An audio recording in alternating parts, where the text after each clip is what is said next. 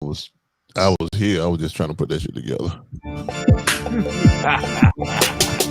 Ladies and gentlemen, you are now listening to Rick Rewind That Radio.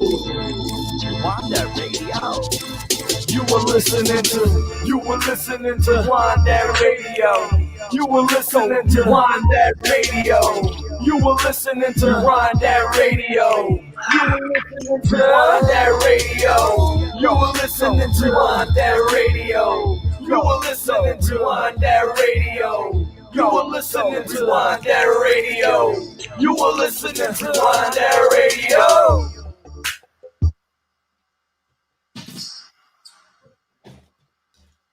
Yo. What's up, everybody? What's happening? What's up? It's your co-host right here, Mr. Nix. It's hanging out. It's Monday night. We're switching it up. We went from the Sunday night chop up to the Monday night mix up. We love that alliteration. Tonight we got a pretty cool episode tonight because Big T actually got to read Captain Wade's amazing first release, Chronicles of Shadowmalice. Are you ready? We're gonna talk about this towards the end of the episode, but first off, let's kind of say what's up. How's everybody doing? Oops, there we go. Ooh. Good. Hey, y'all. We got Captain Wade. We got Michael Knight. Keith, what's up, man? How was your weekend? Not bad, man. The Heat won, dog. That's the number one thing that happened with me this weekend that I am happy about. We back in the finals. I'm just like overjoyed about that. My birthday is in a week, so I'm happy about that. You know, hopefully I can get to 45. And so we gonna make it do what it do, baby. All right, man. Yo, what's up? What's up, T? Mr. Knight? How's your weekend? Bro, I'm over here with a hurt back looking like walking around the house looking like Fred G. Sanford, man. I pulled a muscle at work, man, on my back. And I'm looking all crazy and stuff. But everything else was all gravy, man. Watched a couple of shows this week. Yeah. Also, while I was out, did some editing, some video editing and stuff today and yesterday. So yeah, what kind of videos were you into? Oh, just a couple of commercials for local people around the way. Just basically, it's a guy. He's a basketball trainer for young girls and boys, and he get them into colleges and stuff like that. So we're doing a little. That'll be done probably tomorrow, and also we're working on a music video for a local person around in Richmond, Virginia. Hopefully I can show y'all that possibly sooner or later. But yeah, just been working on some little projects, trying to make some money, you know. And get this little art out here. Right on. I think you might, since you brought it up, we might as well kind of preview next week. Next week, we're gonna show a couple of videos that T here has edited. We're gonna bring on some other artists that work in video editing and audio production, and we're gonna go through some of their work and what they like about it, and like some of the things that they look for in the videos they produce, and I think that'll be a really interesting episode, right? What do you say? Yes, sir. Yeah, yeah, man. I do. I have a couple of friends I would love to, jump on here because, like I said, they work pretty hard, man. Young cats, they work pretty hard, and they follow their dream, and I love how they work, man. Pretty good guys, and it's just that I would like to talk about the ins and outs when we get to that episode. Just basically the ins and outs of the money wise and just feature, just putting on paper how you wanted to be seen, and then putting it in visual form. So it's pretty cool stuff, man. Yeah, like that's something my girlfriend likes to call the old vision board. You put it out on paper. If you're whether it's photos or writing it out, whatever it is, you manifest it. And I think that's something Keith gets behind too, Mr. Captain Wade over there.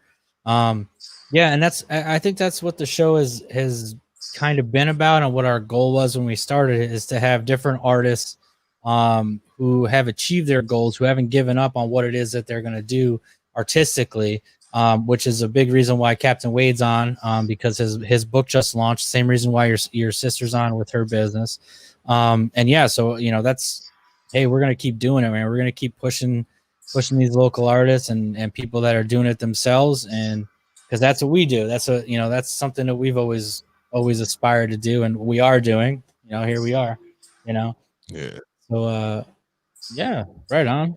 Absolutely. Well, I mean, we might as well just start with the book, because we got a lot of fun stuff to go through, but I'm like in high anticipation of what T thought about the book. So it took, you released, I want to say 2 weeks ago, I think, and we started on the show about it. I got my copies. Obviously I'm like really happy about it. Like I said, I'm showing it. Here we go. But Terrell just got his on Friday, so I was really curious, and I know you're curious to see like his 5-point review. I'm putting the pressure on it. He only had to do 1 point, but now he can do up to 5. So, all right, for Chief, what did you think? The floor is yours, my man. All right. So, first of all, thank you for the 2 signed copies. Love it, bro. I appreciate you. When I first started reading the comic book, I was like, okay. Then, bro, I'm about to cuss. That motherfucking shit kicking the fucking action, bro. It's like straight in your motherfucking face.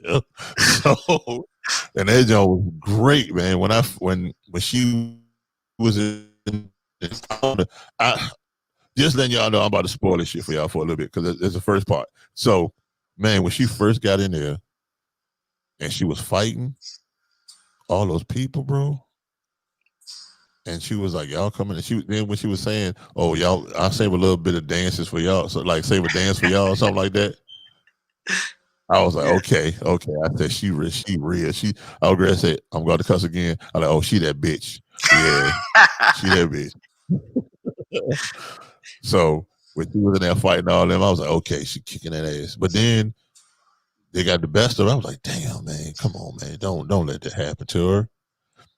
Then when she woke up in the hospital, bro, this the part that's like really just blew my mind. So, and I still want to ask you that question, man. What made you come up with that part? So when she was in the hospital and her liaison came, and I'm already looking, I'm like, okay, this dude, he look kind of feminine. Then I was just like, okay, all right, whatever. So when he was talking, and then she got up and she grabbed. I was like, oh, did she grab that man nuts? Like, what the hell going on? Then I saw the next page. I said, oh no, bro. What? I just want to know what made you come up with that part, bro. That right there. That right there, bro. When she came out with the 2 fingers, she said, yeah. Yeah. She came up with the 2 fingers, and I was like, oh, snap. It's a female. Yeah. It was a shock. A little story about that particular part. My daughter read it, and she's like, it's great, Papa, but she was so crass and rude. I would not be her friend if she did that to somebody. Even if she did it to me, I would have slapped her. But if she did it to anybody, I was like, that was crass and rude. That was the only part that I didn't like, Papa. And so I was like, I wanted to do something that showed the fact that she is a soldier. She don't care about nobody and nothing. She's trying to live. So anybody that tries to, comes at her sideways, she's gonna let you know right off. Listen, I'm not about that, bullshit. Who are you? And so when she found out that Michelle was a woman, it was like, oh, okay, well, cool out. Okay, we good. As I thought she was a dude. So that was just the introduction to their friendship, and it's gonna grow as it goes along. So Yeah, man. Bro. What'd you say, T? And then, so at the end, like the Armada, that's the name of the people. Yeah, the Chromatic Armada. Okay, so bro, so I don't know. I forgot what god was that. Are they images of Ra? What's the sun god? That's Anubis. The helmet is the helmet of Anubis. Yeah. Okay, yes, I knew it was one god. I knew it was one of them. But bro, that when I saw that, I said, "Oh, that's sweet, bro. That's sweet." And then, sorry, y'all, that was the end of the comic book. I was mad as I don't know what. I said, "Yo, what the fuck? I need more." It just cut off right there. I was like, "God damn!" But no, but that. So what are like the guy who did your illustrations? That was Kenny good, Calderon. man. Yeah, Kenny's amazing. Yeah. And the story, it was great. The story, man, like so far, like how she had the flashbacks when she was in a coma, whatever. Mm-hmm. And then that was her husband, right? Her fiance, yeah. Okay. And then I was wondering, and when the one part that had me thinking when she was like, "Did he send you?"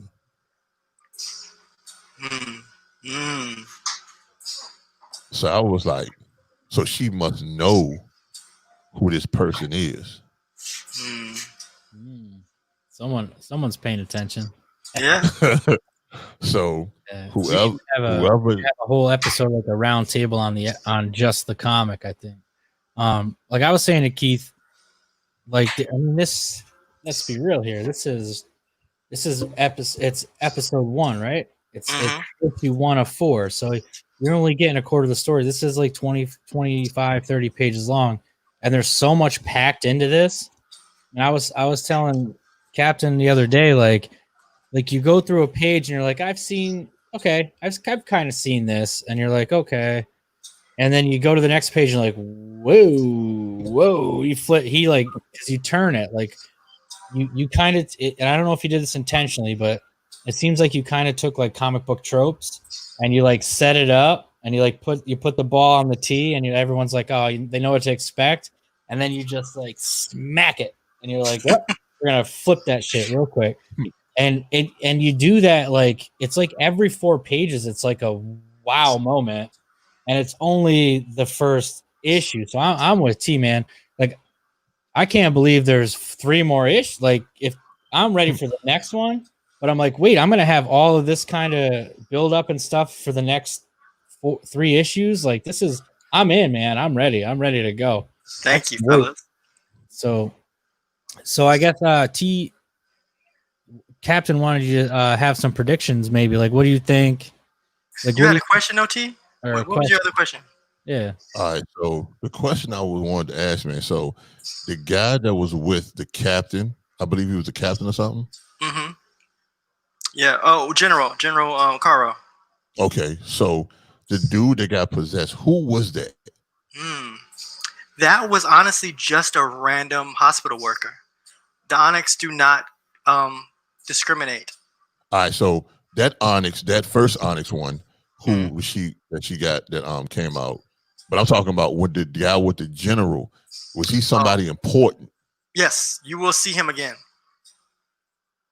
You absolutely will. So we will see him again? Absolutely will. Next issue, you see him. Okay. Because it was just weird because I don't want to tell everybody what happened, but what happened blew my mind. I was like, oh, snap. No, he didn't. Tell everybody. Just tell everybody, dog. Tell it. Oh, make them buy it. You see the www.awpthenovel.com. Pick it up and jump in on. Yeah, please buy it. On the chat. It's so good. It's so worth it. And we're gonna go over every issue as they come out. So it's definitely something you want to pick up and follow along, like and all that fun stuff. I don't want to like go through every panel because we actually have something planned. I say we loosely. Captain Wade had something planned where he's going to do like a live table read of the whole series. like actual actors, and I think maybe even you're going to incorporate like a action comic, right? Yeah, I'm actually gonna do a motion comic with it. I was gonna do it. I was gonna do it for the premiere. I stepped back a little bit because I'm like, maybe I should wait and make that an incentive. I'm definitely gonna do a motion comic though, with everything from the first issue. So the 10th is the premiere. We're gonna have some surprises. We're gonna have some really awesome things that's happening in regards to that. But I'm just like, I'm so honored by the fact that you guys are reading it and you're enjoying it and you have questions, and I just want to geek out with you in regards to it.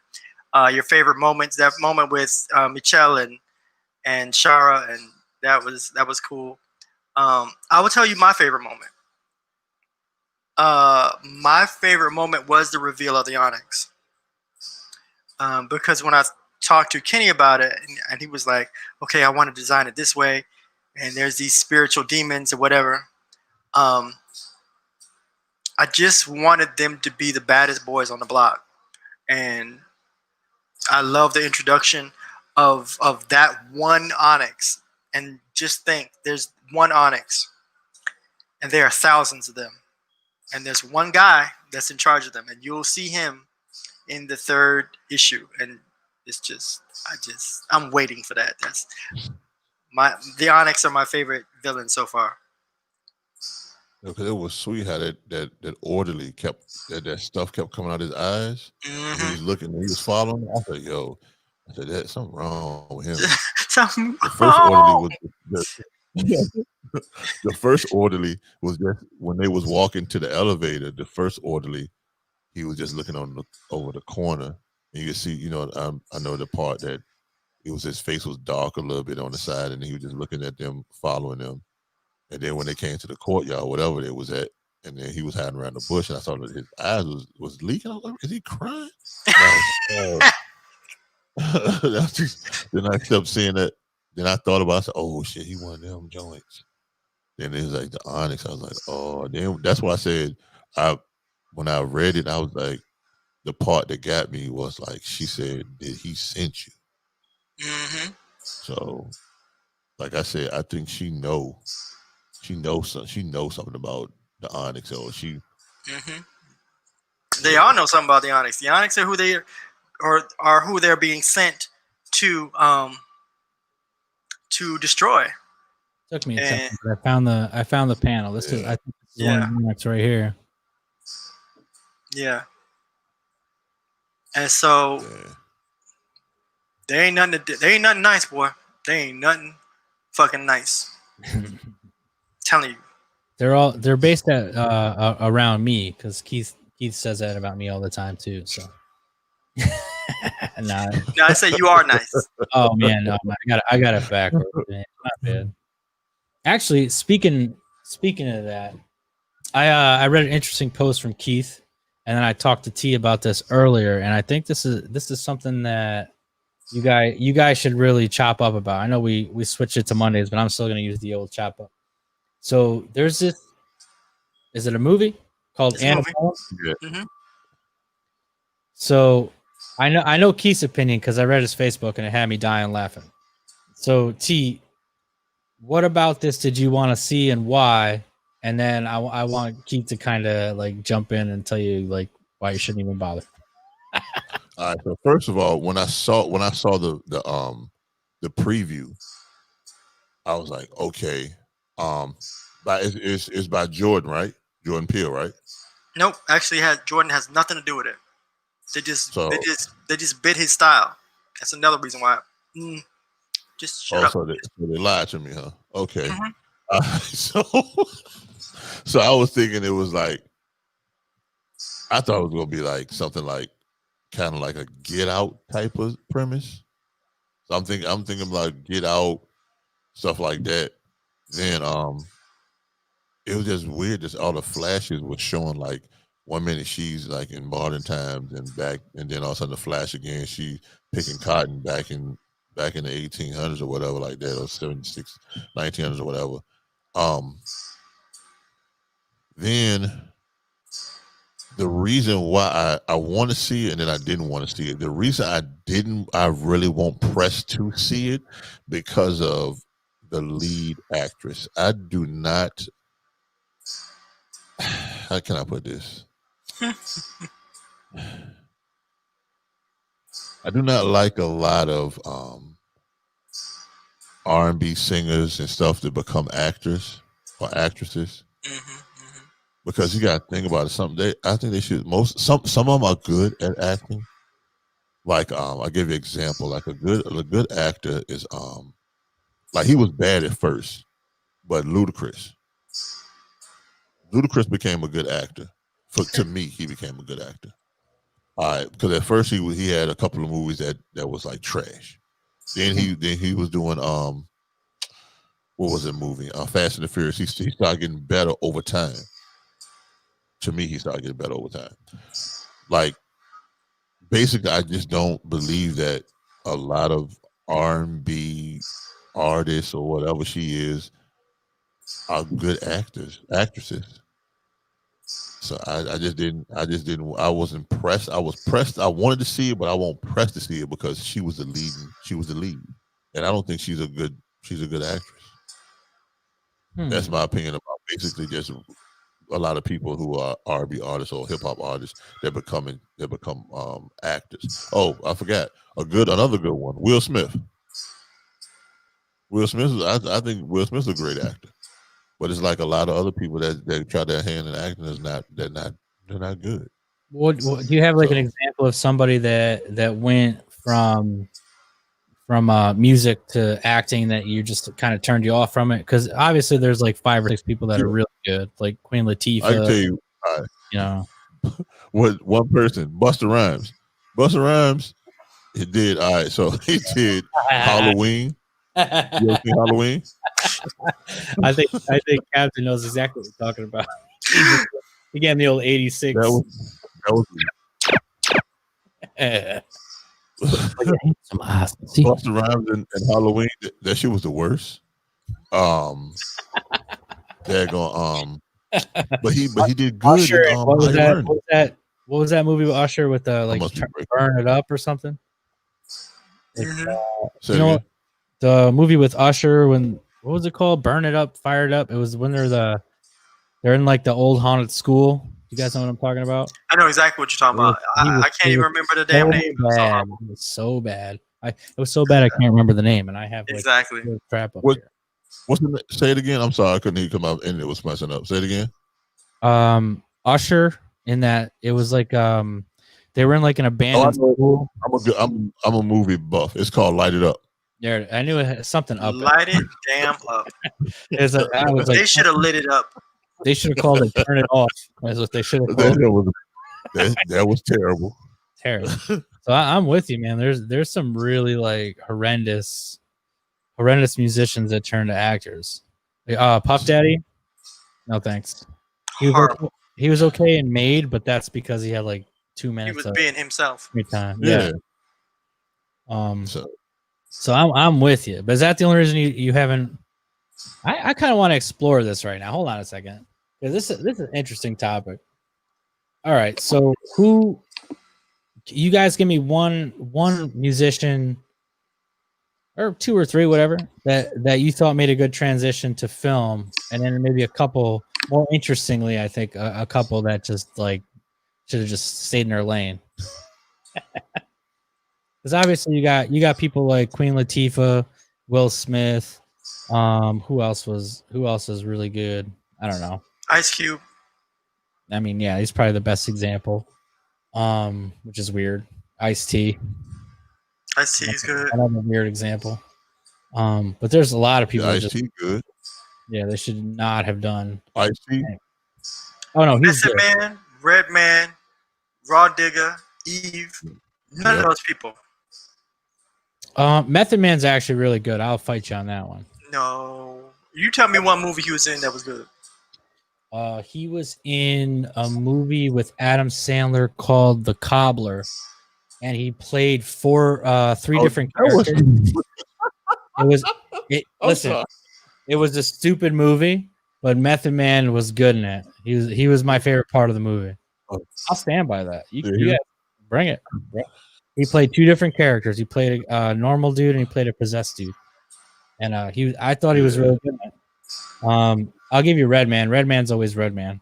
Yeah, he's just Redman. He's just Redman, like How High or whatever. I mean, there's Whitney, of course. I'm not. I was told I'm not allowed to call her out for anything. She's untouchable. That's right. Who is Eve? Doesn't have any kind of like.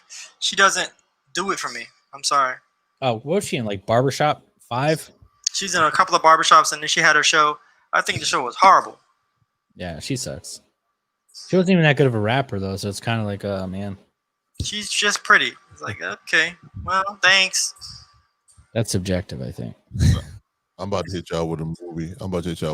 That I thought was good, and it was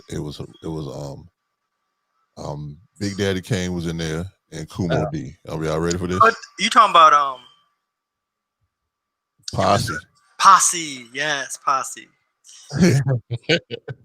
I think they did pretty good in that movie because it was like a Posse was like Black Western. Was another it was like a black Western, but it was kind of like a black Tombstone. Remember Tombstone? Mm-hmm. So it was like a black Tombstone. So that's why I said that was with Kumo D and Big Daddy Kane was in there because Big Daddy Kane played Father Time. That's what it was. It was almost like he was playing like Doc Holliday. Yeah, it's almost like the opposite of Doc Holliday, but it was pretty good though. I think Kumo D and what's called it. I gotta watch that. As you can imagine, that was like a movie that I ever heard of as a kid. Yeah, Sally Richardson was looking good in that boy. Yeah, she was. Mario Van Peebles and his dad. They made that movie.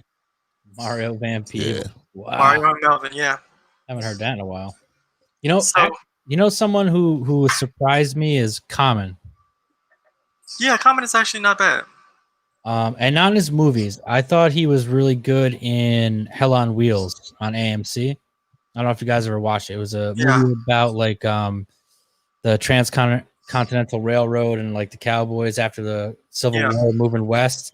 And he was phenomenal. And it was like I think, you know, spoiler alert, it's been out for 10 years, figure it out. But he gets I forget the plot line. He got in like a fight or he was in the war or something, and he got like dementia and he was like all messed up in his head. So for a good 6 or 7 episodes, he was playing like going in and out of like who he was and then not remembering who he was, and it was really dynamic, and I didn't expect it from him. So I mean, that's a good example. But I mean, pretty much I think I'm kind of figuring out that like if you don't remember the performance, then anybody really is kind of shit. Mm-hmm. So no, that show was good. I'm on TMC, right? Yeah, one of the MCs, AMC. AMC. Yeah. So, Antebellum. AMC. Oh yeah. Sorry, let's get back to this. Yeah, please, bro. Talk to me about it. Preach. I want to preface this by saying, as a filmmaker, I have respect for all filmmakers who get their stuff, especially to this level. And I don't want to personally down your project because I know how hard it is to make a movie. That being said, if I saw you in real life, I'd probably slap in your face with that bullshit. Okay? That shit was insulting. And it's insulting. It was disgustingly insulting on this simple premise. You mean to tell me that you think that you can enslave educated black people in 2020? You out your motherfucking mind, dog. It ain't gonna happen. I wish them would try something like that. Try me. We gonna be dead, or we gonna be dead. It's just that simple. The simple concept, and I'm sorry I'm gonna spoil it. T, you want me to spoil it for you? Because I really don't want you to spend your money on this damn movie. T? Hello? Internet messing up.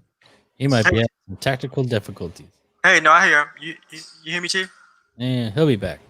Might as well spoil it now. Just me and you.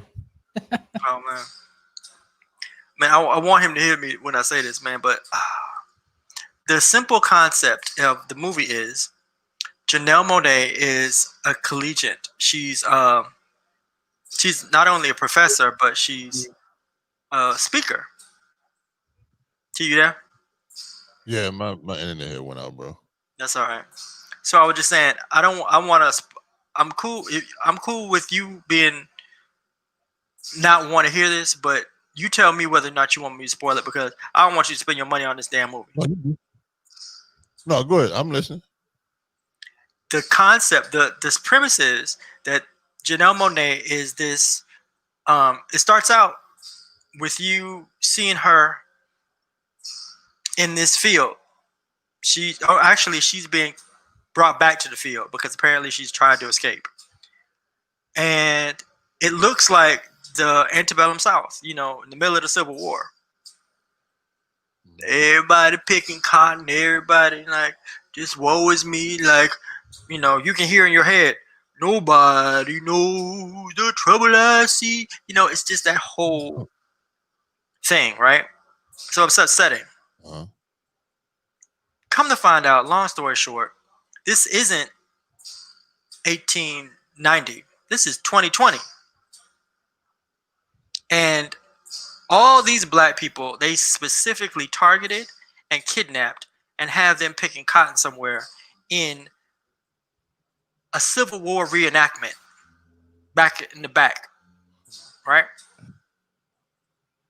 So you mean to tell me you think that you're going to be able to kidnap black people and actually subjugate them to reenact slavery with just a couple of guns? Huh? You out your damn mind, dog. And it's an insult that you would think that we are so emotionally, physically, and mentally weak to allow that to happen. I'm not no thug. I don't call myself a gangster, ninja, nothing. But you wouldn't help me. I'd either be dead or you be dead. And that's real. And they had like a bunch of people. And these weren't mentally ill people. These weren't homeless people. These were professors. These were professional black people that you kidnapped and you subjugated to be in slavery. So the people who made this, A, didn't think much of us, or B, or probably A and B, didn't understand what slavery really was. And it was the mental, emotional, physical breakdown of a group of people over a period of time. It's not just about kidnapping. It's not just about the physical. When our ancestors who were subjugated into slavery, they broke them down over time by holding their families and doing a whole bunch of things that that really broke them down. And that was the only thing they had. Like, okay, damn, if I want my child to live, I need to try to do this until I can figure another way out. You think that if I know better, I'm not going to do better? So in the movie, is it made that they know better, or is it because it sounds like a ripoff of The Village with M. Night Shyamalan Ding Dong? No, where they're like hidden in the woods and they don't know anything about the world. They know. They took Janelle Monáe from her speaking job. She was a professor, and they kidnapped her, and then they put her here. So she was fully aware of what was happening. She was fully aware of what's happening, and it wasn't even like they were in a different country. They were in a Civil War reenactment in America, with planes flying over, where people could see, okay, this isn't a dream. This is real. I mean, aside from you're obviously insulted by the movie, but aside from that, it sounds really fucking stupid. Stupid shit. It sounds really stupid before they started getting like really insulting to people. Like that's I'm kind Who of was the director? It's some dudes that you don't know. I'd never heard the brother before. It's a dude. It's a white dude and a black dude who co-directed and wrote it. I think they got one of the producers from Get Out, but it wasn't Jordan Peele. Jordan didn't have nothing to do with this. So I thought of something. Do you think this is kind of we talked in the last couple of weeks about how kind of the industry now is going to put more time and effort, hopefully, and giving a voice to like minorities and letting them make their movies and not have so much oversight. Do you think this is kind of like when you allow the freedom of being an artist, this is what could also happen? Like it could also be shit. Like it doesn't necessarily mean that you're gonna. Not everything is gonna be Get Out. You're gonna get some stay the fuck in. That's what you're gonna get sometimes. He said stay the fuck in. So all right. So what I got from that whole thing is right. All right. So so basically the movie is about if you think you smart, you smart enough, we're gonna put you back in your place. Mm-hmm. That's when you explained to me. That's how I figured it out. It's like, so we know what you are. You're this until we feel like that you're this, but you're always gonna be this. So you thinking you better, you uppity, and you think you smarter or better than us. We're gonna put you right back down where you belong. So that's how I got the movie when you just explained it. Mm-hmm. That's basically it, bro. That's actually a really interesting take. Yeah. But now that you say that, yeah, kind of sounds exactly like what it is. You're like, oh, you made it to be a professor. No. We're gonna stick you back here. You're gonna have to. That's messed up. That's crazy. Though. And now, excuse my ignorance, but this is like a black directed, black written movie kind of thing, or is it? It's a black guy and a white guy. Now, okay. I will take from it again the people who put this together, because not toot my own horn, but my minor was in African studies. So the people who put this together, I think they knew what slavery was, and they said, "Oh well, it was about, taking them physically and subjecting them to horrific conditions, the rape and the this and the that and blah blah blah blah blah blah." But they didn't take into account the intellect and the fortitude of a people. Like, do you think that people just chose to be slaves? Are you out your mind? This was, yeah, it's not a choice. It wasn't a choice, and you're not gonna hold. Listen, again, I'm not the person. I am not Neo from the Matrix. I'm not gonna pull some karate shit on you and beat your ass. But I tell you what, you wouldn't hold me. You got the wrong one. Not me. Not for a day. Not for a day. If you went to sleep and expected me to get up in the morning and pick cotton, you got the wrong one. I'd have been in your ass like an enema. But they put and when I was thinking about they promoted this shit heavily too, man. Oh yeah, there's a lot of P&A money behind it, and that's why I was just so angry. Yeah. Like, are you serious? What? And there's a lot of people that are like, "Oh, it's brilliant." How, Sway? How? Oh, how? Because you got that paycheck. That's how. You don't have the answer, Sway. Sway got his little his promotion money. Oh yeah, I'm like, how? Tell everybody how cool it is. What am I seeing? What am I just being like, super Mr. Militant Man? Am I seeing something that you're not seeing? Huh? Maybe he didn't take African studies. I don't know. Man, I don't know. I think it's insulted. Bottom line is, you have no idea. And I think, kind of reaching, people went through that atrocity, that horrific situation, so that we won't ever have to again. It's like, what if you said you were going to kidnap a bunch of Jewish people and send them back to Auschwitz? What kind of outrage would that? Oh, that's not going to happen. That's not going to happen. Not at all. Never again. that's not going to be televised. No, that's not going to be. You can't even whisper that or put that on TV. You can't do that. Yeah, this ain't entertaining. This is not for your amusement. And that's the insult. That's why I'm getting so heated about it, because you think this is a game. And I think when you have people like, what's the dude that did Django?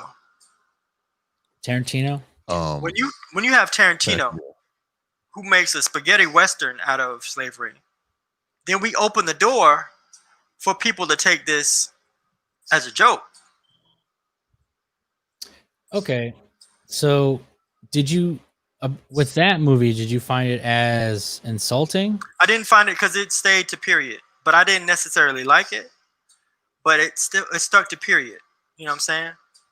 This was this far-fetched concept, and what they tried to do is they tried to say, "Oh, it was inspired by Octavia Butler's Kindred." Nah. Kindred was different in that Kindred was one of the greatest science fiction novels written by Octavia Butler about a woman in current times. Her spirit was transported back to the 1800s every time she went to sleep. So she didn't have any control of that. So this was presupposing that an intelligent black woman would be kidnapped and then kept on a plantation with a lot of other, like there's one particular one, this brother who's a professor. You think that you are going to keep, and they, don't say anything, you guys can't talk. Bullshit. Shoot me then. We can end this right now. If it's going down, get it over with. No, man. You think you can happen again? Nah. It's an insult to the ones who did go through this to think that even fictionally you could try to do it again. Nah, bro. I'm gonna have to watch this now. See how ridiculous it is. Yeah. It sounds real far-fetched. It's far-fetched as hell. Like, no way. It kind of sounds like a cash grab. Like you're taking this popular artist and sticking her in this really kind of awkward, like, movie that, like, the premise doesn't.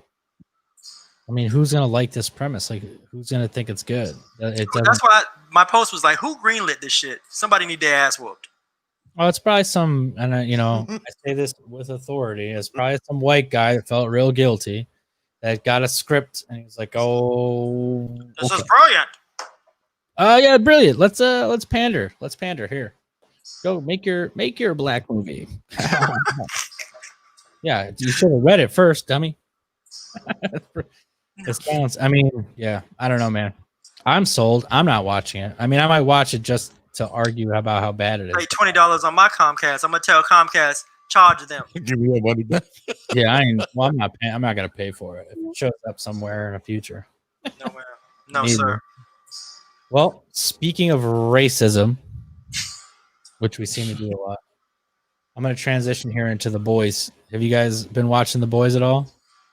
So episode 6 came out, and the big through line this season is that, spoiler alert, if for some reason nobody on the United States of the 18 people that might watch this you don't have Amazon Prime for some reason. The main bad guy this season is a Nazi, is a 100-year-old Nazi. And Homelander just happens to be the blonde-haired, blue-eyed, perfect human that they were trying to go for. So with this episode, when she kind of revealed who she was, that she was, who are we even talking about here? What's her name? Stormfront. Thank you. Liberty. AKA Liberty. You guys got it. See, I'm the only one that can't remember a goddamn thing. She was actually Vought, the founder of the company's first wife and the first soup.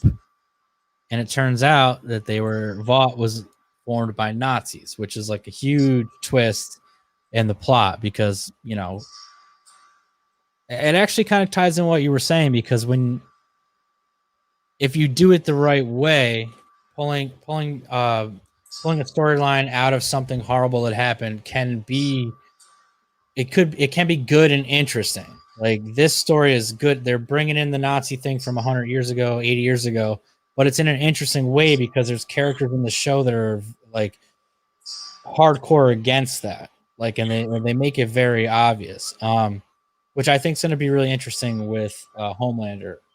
Well, so what did you guys think of that episode? Like, what are your like base reactions? Because especially after what you just said about Antebellum, I think I'm really interested in kind of seeing what you guys think about it.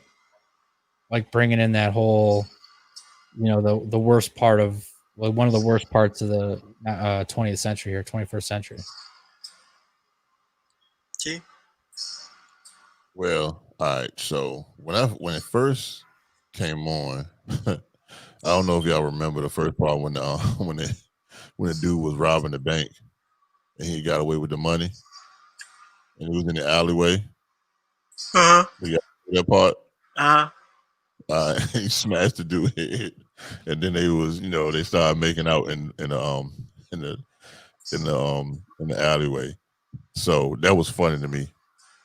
So the whole thing about bringing it back from the Nazi era, it was crazy because, as you note, that the main guy now, who controls the company, he's a black guy or Hispanic guy, and Stormfront, she's racist. She doesn't like black people, and you can show it. She shows that when her interaction with A-Train. If y'all watch it, if you see her interaction with A-Train, how she acts towards A-Train, right? So I'm wondering how she's going to act towards the new head boss of Vought, because I think he's Hispanic or black or whatever. That's a really good point, actually. Internet messing up again. I hate this internet. Don't buy Comcast. So you mean Vought internet? So, Vought TV. I Stormfront. But that's actually a really interesting point you brought up. Like, is she going to? I mean, he's been gone for a couple episodes. Like, and maybe they have interacted, but do you think she's going to, like, at some point just like crush his skull, just be like, you're not the chosen one, kind of thing? Like, who do you think you are? Oh, it's coming. Because I thought Homelander was going to do that to him a couple of times. It's like, oh boy, you're pushing the wrong buttons. Yeah. But the thing is also, what's crazy is Black Noir is like the head dude's like lapdog. Right. Because when he went to go try to kill Butcher, he was like, put him on the phone. And then when he was talking to him, he was like, he said, leave him be. So yeah, that's like why I'm like, yeah, he's like his personal assassin or something. Yeah. So yeah, maybe that means that like Homelander and Black Noir are gonna bump heads. I don't know. There's only 2 episodes left, so something big's gonna go down, because this episode had a lot of character. There's only 2 episodes left. I think it's only 8 a season, right? Oh wow, damn! What? I hope it's 10, but I think it's 8. 8. Yeah, man. This one had a lot of character development, though. You got to see a lot of Frenchie's backstory. You got to see what happened with the CIA director's grandchildren, and how like the guy didn't mean to like kill them, but for like the last 15 or 8 years or whatever it's been, like he's been super guilty, and he's went into hiding kind of, and got like they kind of tanked him in Vought. Like, they stuck him in the bottom of the barrel, and they're like, okay, you're our cleanup guy, but you're not in the 7. Like, there was like so much that happened this episode. I feel like it's going to change the whole show. Of course, you had the guy with the giant dick. I know that's on everyone's mind. I found it so interesting that they gave the guy who played Iceman powers. I think they did that on Yeah, that's crazy. I think they You did give that Iceman to fight. Yeah, I think they gave him the lighter. I haven't read all the books because I don't like to be spoiled a lot of times with this stuff. But I don't think Lamplighter had a lighter like that. He didn't have like Pyro's ability because he's supposed Lamplighter and Divorce is supposed to be like the parody of Green Lantern. So I think they gave Sean what's his name, Sean Astin, maybe or something. They gave him the Pyro's ability just as like a troll about how bad he was. They definitely did that on purpose. Oh yeah, I think it's hilarious how they do that. I think there's gonna be a big blowout with Homelander and Stormfront because if Homelander sticks to like they've been building him as like this the American way and like he's righteous and he does everything the right way and I think even in one of the first episodes he's against Nazis, like he kills someone that's a Nazi. So I think when he finds out or like when it hits him what she's doing, I think they might try to turn his character a little good at that point. But I don't think it's going to end well. I think he's definitely the wild card. You know, he's definitely like the rabid dog that can turn on anybody at any time. I feel like she's trolling him though. I feel like she's way more powerful than he is, and she's just letting him kind of like she's acting like a scared little rabbit. You know what I'm saying? But I think she can like just pop his head too if she wants to. You know? Yeah, they're definitely they're heading towards the showdown. I have a question here for y'all. Is Black Noir, is that Snake Eyes? That's funny. Now they're supposed to be a parody of the Justice League. He's supposed to be their Batman character, but he obviously has superpowers. Yeah, but I'm like, he got swords. He's dressed in all black. He can't talk. That's Snake Eyes. Yeah, I mean, they might have. Like I said, I didn't read the original books. I read like the first one. There's 12, I think. And the characters, their designs are all different for the show, and like some of their personality traits and stuff are a lot different. So maybe in the show they kind of try to parody that. Like, so you might have picked up on that. That's not something like, for example, in the books, the Deep he's got like a big helmet on. He's like a actual Navy diver from the 60s. Like he doesn't look like Aquaman like he does in the show. So they might have made some character changes. I don't know, man. It's like a big mystery, and they're doing a lot of stuff in the show that's different from the book just to keep you guessing. Absolutely. So I don't know. I'm looking forward to it. A couple more episodes, it's gonna pop off.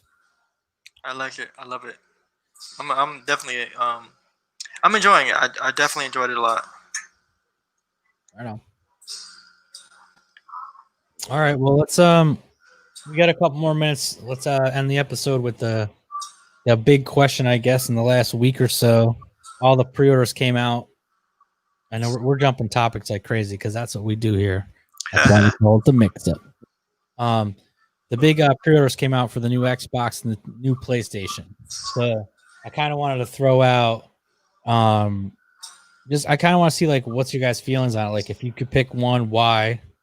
If you could pick one to have, which one would you get and why? Like, is it? I know we touched on it last week. I think with Xbox buying certain game franchises, and PlayStation has theirs, God of War and whatnot, Spider-Man. But what do you guys think? Like, which one are you leaning towards if you were to get one? Anybody? Well, you can talk. I'm gonna go ahead and go, Cap. Let me go ahead and say it. Me, I'm going for the Xbox. The reason why I'm going for the Xbox, I've been an Xbox fanatic since day one. But I want to see these what is it, 6K or 4K now? Is it 4K or 6K? I think they're 4K. 4K. I think they might have 8K capability at some point, but who knows?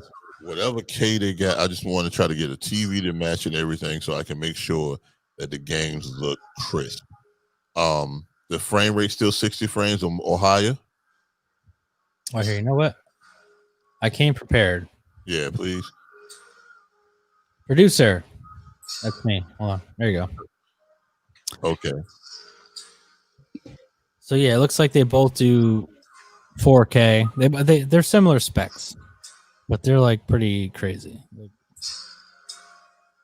But I wouldn't see why people like. So I don't understand why when you buy Xbox, you should also get a drive. And the reason why I say get a drive because you might have some old games that you want to play. Because a lot of them, those are everything's almost backward compatible now. So I think that's one of the things. I think the PlayStation is not backwards compatible. It's not. But that's crazy. Their library is huge. So why wouldn't you want people to play your old games too? That don't make sense. Because they want you to buy new games. Yeah, buy the new stuff.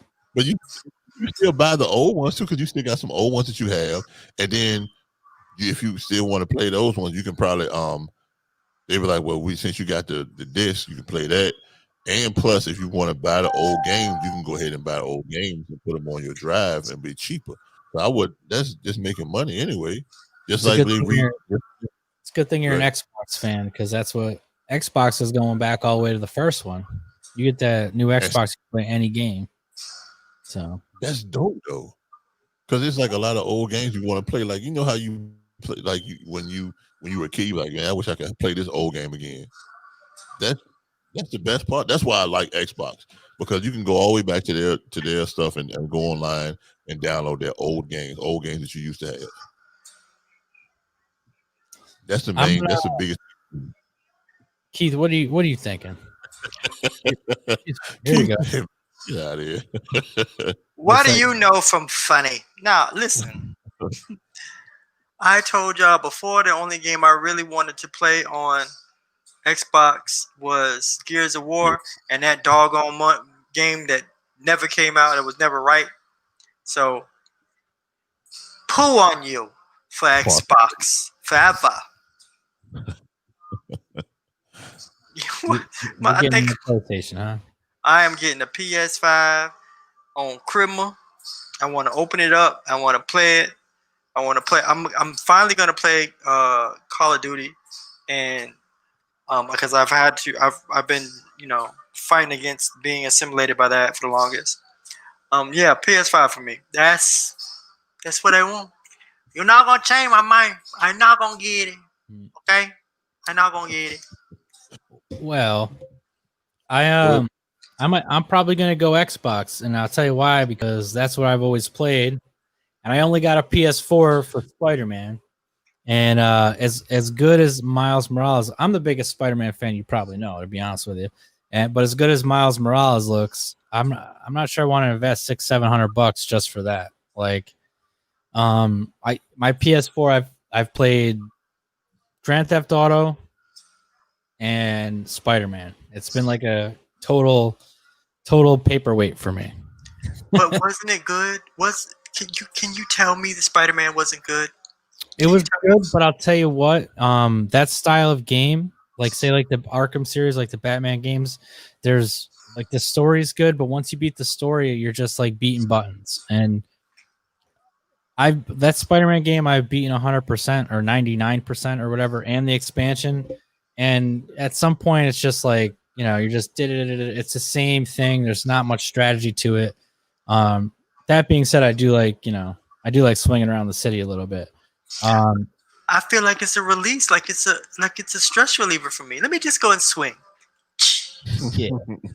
Well, I'm talking more like off the bat. I think like a year in or a year or two in, when more games come out, and like then maybe I'll be like, all right, I'll grab it. But I think off the bat, what got me on the PS4 was the Spider-Man, and I don't think it's gonna make me grab the PS5 off rip. Yeah, it's not gonna make you do it again. I understand. Especially because they pitched it like it's like the PS4 Pro, Spider-Man. It's PlayStation only. And then like now they're like, oh, I know you just bought that 2 years ago, and you spent all that money, but now you gotta to play the new one. And I guess they're doing a PlayStation 4 version of that game too. Mm-hmm. So I could just play the game. I don't have to spend the $600. But there's not enough for me anyway. PlayStation exclusive stuff that I would play anyway. So I don't know. I just want to hear the little voice. PlayStation. I do like the GUI system better, if that makes any sense. Like I like the way PlayStation is set up, like as far as going in and just the GUI. How else can you explain a GUI system? I think Xbox is still clunky with their design as far as like navigation through their system, where PlayStation is real simple. Like here's the store, here's games, here's audio, here's this. It's easy to save a clip, edit a clip. Like you can do all this stuff and it's right there. Very user friendly. Yeah, and Xbox is kind of like, even when I'm playing a game and someone tries to add me to a chat, like if I hold the button too long, it's like, do you want to shut the Xbox off? It's like, no, motherfucker, I want to get in the chat. Yeah, so, exactly. But I feel you, gentlemen. Listen, before we end up, man, I know we're getting close to one thing that we wanted to do, and I think you alluded to it, and then we jumped to something else. Predictions about the book. Like, what do you guys think is going to happen next? I would love to hear what you think, Nick, and what you think, T. What do you think is going to happen next? Oh, there you go. What do you think, T? What are you expecting in the Chronicles? Issue number 2. Can y'all hear me? Because my yeah, you're good. Okay. So my thoughts about what's going to happen next is basically, I think that the leader of the Onyx is either her husband or somebody that's related to her. That's how I'm thinking. And the Onyx probably possessed that person, or somehow that person was a scientist or something, and figured out something with the Onyx. But it's somebody close to that girl. That's what I'm thinking. Somebody close to her is like the leader of the Onyx. But when she said, like I said, when she said, did he send you? It's got to be like a brother, family member, or husband. That's what I think about that. Also, I think there's going to be more women warriors that act like men, and I think they're going to find out those women within hiding in within the army that are men also. Since she's the one, I don't think she's the only. I don't think she's going to be. That's interesting. So you think there's more women like doing the whole Mulan thing, pretending they're men inside the army that are going to be revealed now that she's out in the open. I think that's what I think. So I think it's going to be like. I like that. I think she'll probably end up like it's going to be a couple of people. And then they'll probably end up. It'll probably be like 4 or 5 of them in there. And I'm thinking that they'll end up being like a militia of women. Those 5 or 6 women, and they just probably going, destroying shit. That's why I feel. That's what I feel like. So, okay. But like I said, the main thing is she knows who the main person of the Onyx is. It's somebody dealing with her from her past. Yeah, and if not necessarily her past, like pre-war, definitely someone who she pissed off in the war, because they're certainly targeting her. I mean, if she's on like that remote, as far as I remember, if she's on that remote planet and injured, like they're going for her. That's not just like we're in a battlefield and you got hurt. It's like they followed her to the recovery room and stuff. So they see a real problem with her being female and being part of this army. So there must be something. I think I have an idea, but I don't want to spoil it. I want people to buy it and read it. I love to hear your ideas. Come on, man. Let me know. Well, I mean, okay, so she has two weapons, and one of the things in the book that stood out is that I'll call him the Demolition, Mr. Edgar, whatever his name is, the Demolition Man guy, told her specifically no weapons are allowed here, and then that someone breaks into the medic bay, and she just pulls her weapon out just like that. And I was like, yo, how did that get past them? You know what I mean? And I know you told me why, but I don't know if it's in the book, so I don't want to say it. But I think that's like that's only a trait that the women can have, because traditionally, she's the only female in the army, right? So it's something in her DNA that allows her to like pull these weapons. I don't know. It's really complicated. You guys need to buy the goddamn thing. It's for 20 pages. Like we've already talked about it for like 4 hours, like legitimately on the internet. And it's only the first chapter, and it's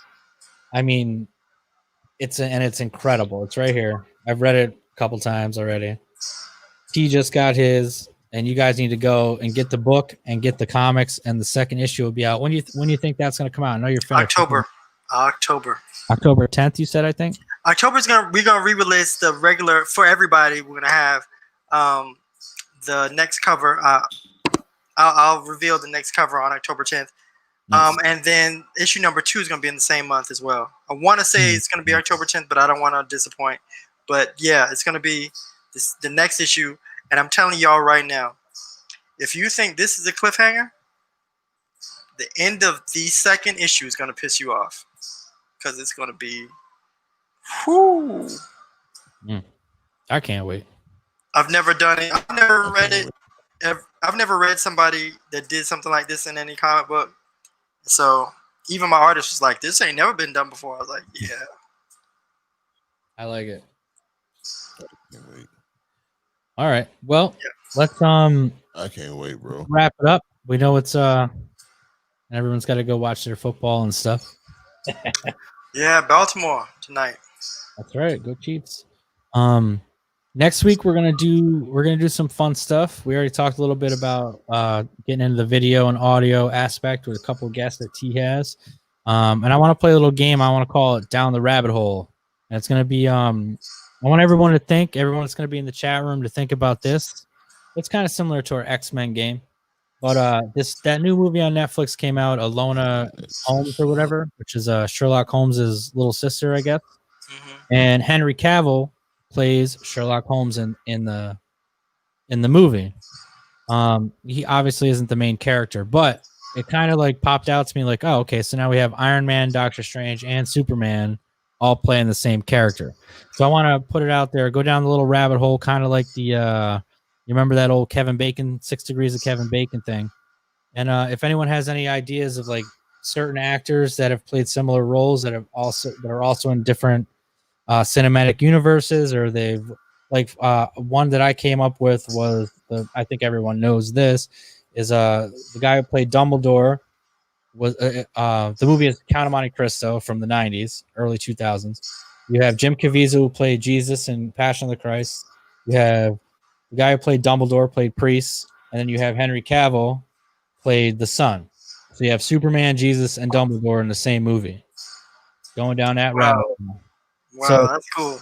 So I'm throwing it out there to the audience. If there's any movies from like, hold on a second. If there's any movies from back in the day that have like a bunch of actors in it that all of a sudden are like these big name characters now, submit them. I'm going to come up with a couple. These guys are going to come up with a couple. We're going to have some fun with it. So that being said, you guys want to do your adioses. We'll give it to T first if I guess his internet is out. That's okay. T says, check in next week. No doubt. Yeah, it's going to be fun. And Captain, if you got something to say, now's the time. October 10th, AWP, thenovel.com. For everybody, everyone, we'll have the general release cover. It's a badass cover.